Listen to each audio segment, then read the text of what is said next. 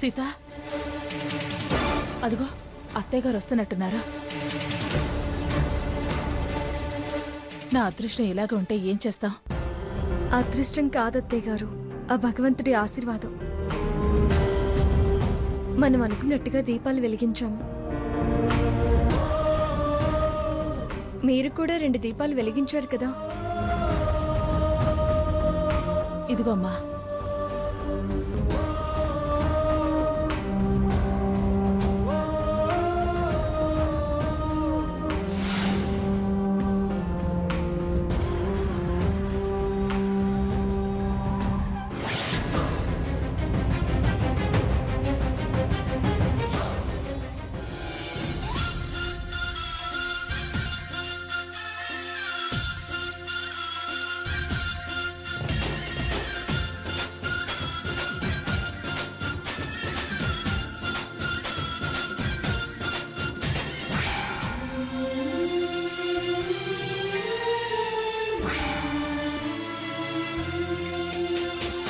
మంగా, నీ మనవరాళ్ళు ఎంత చక్కగా దీపాలు వెలిగించారో చూడు.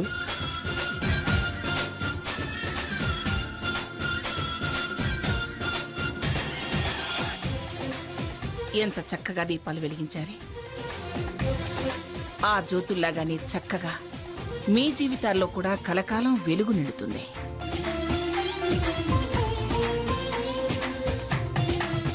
సాకేత్, ఇటువైపు చూడట్లేదే.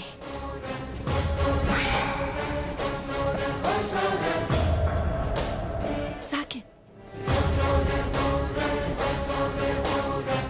అక్కడుంటా, రా. అమ్మా సీత, స్వర్ణ, వచ్చి అమ్మమ్మ గారి ఆశీర్వాదం తీసుకోండి అమ్మా. ఏంటి హారతి, ఎందుకు ఇక్కడికి తీసుకొచ్చావు? మధ్యాహ్నం నువ్వు దేవుడి కళ్యాణం ఎంత ఘనంగా చేశావో వర్ణిద్దామని. ఏంటి హారతి, ఏం జరిగింది? ఏం జరగడం ఏంటి, ఏం జరగటం? నువ్వు చెప్పిన అడ్డమైన గూఢచారు పనులన్నీ చేయడం మీ గ్రానీతో తిట్లు తినడానికేనా